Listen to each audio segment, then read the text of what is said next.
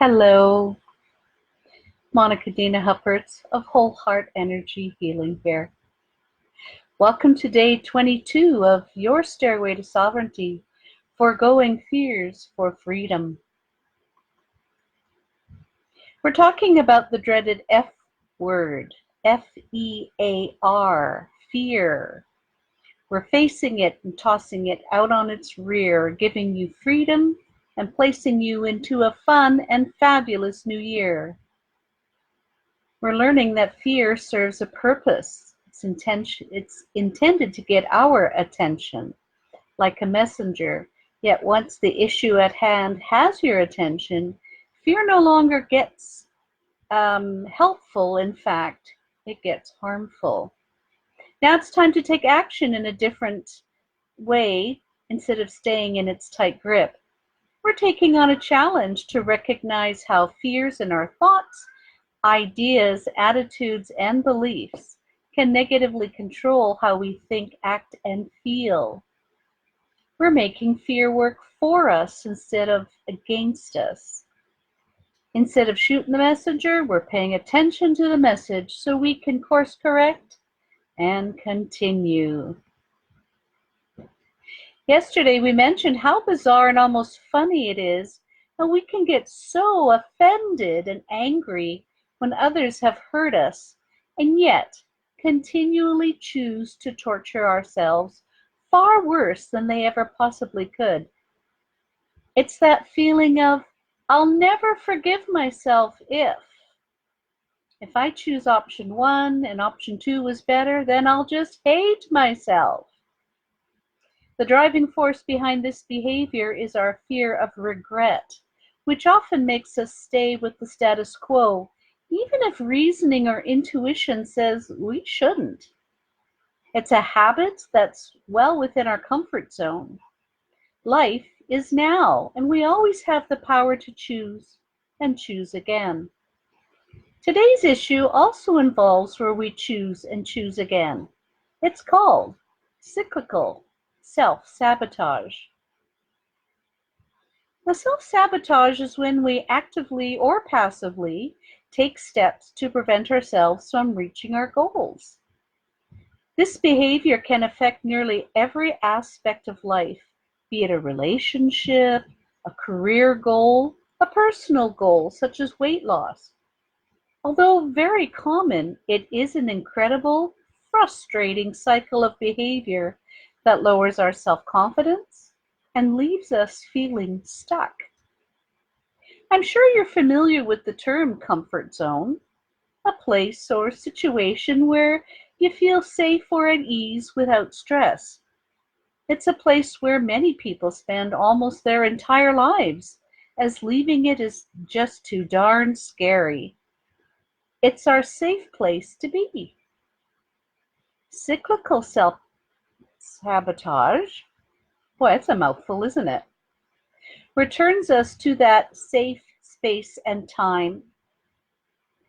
When you don't feel safe or at ease, you automatically engage in self-sabotage to put you back into a neutral zone. It's an automatic response learned in childhood to protect you from whatever you fear. I remember hearing a science tidbit that about 15% of a person's DNA is fixed.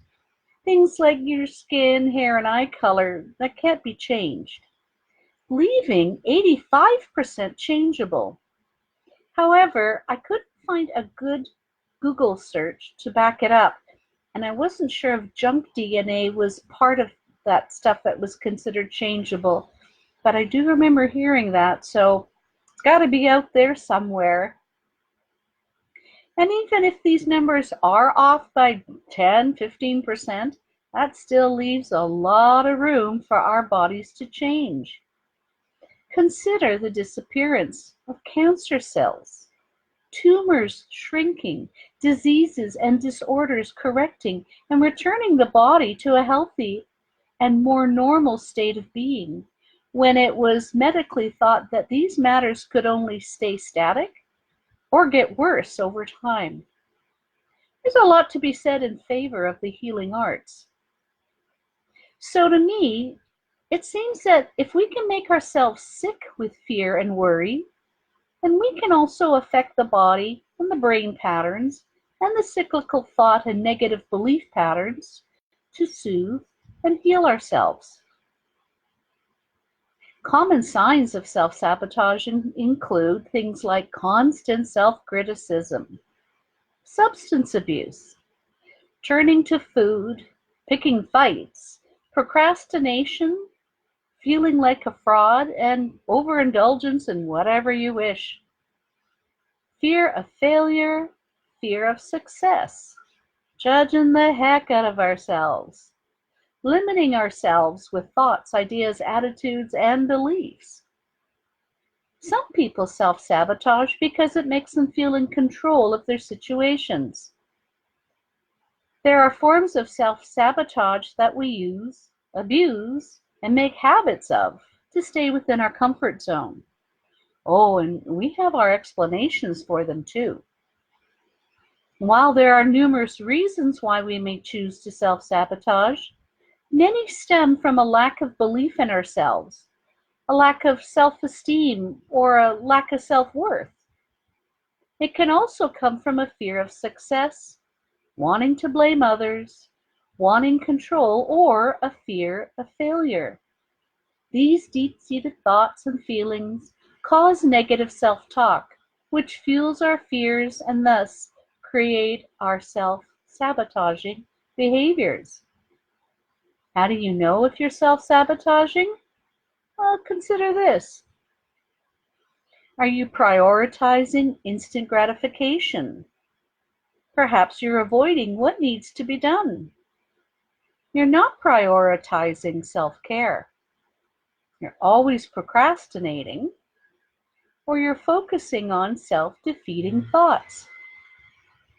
If you answered yes, you could be allowing yourself to engage in self-sabotaging behavior. You need to be honest with yourself and ask yourself if you feel you deserve better, and determine what you are afraid of so that you can arise above it. I have a few tips on how to eliminate these destructive behavior patterns. So consider doing this. Feel the pain. Yeah, go into it. Pick one small, distinct change to work on. Commit big time, though, to it. Learn to believe that you can. Use failure to learn. Don't believe the negative self-talk. And finally, find support. When should you get help? Well, consider speaking with a therapist, a life coach, or people like me, a healer. Sometimes we need to talk about what's going on to understand why we're engaging in self-sabotaging. Other times, we may just need help to move beyond the negative and develop a plan. Make yourself a priority and get help if you feel you need it. If you're still feeling overwhelmed by this type of fear, book a session with me, and together we'll kick your fear out with restorative techniques to help you heal. I'm putting together some courses that will make healing and achieving your goals faster, easier, and much more efficient. You deserve a more balanced, fear-free, and happier life. Message me for more information. I hope that you're supported during this quest and can find someone to go along with you on your journey. I suggest we do it together. Together is better. Use the link below called Getting to Know You, and we'll explore what you want to achieve in life and move forward into a happier way of being. I'll post that link in a moment. Monica Dina Hupperts of Whole Heart Energy Healing. This has been day 22 of your Stairway to Sovereignty, Foregoing Fears for Freedom. So you can get a new year, a new decade, and a new you off to a freeing and abundant new start. Cheers to your success, everybody. Oh, and today's challenge.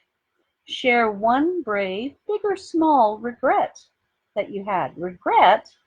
No. I thought it was supposed to be something else today. I'm pretty sure it was.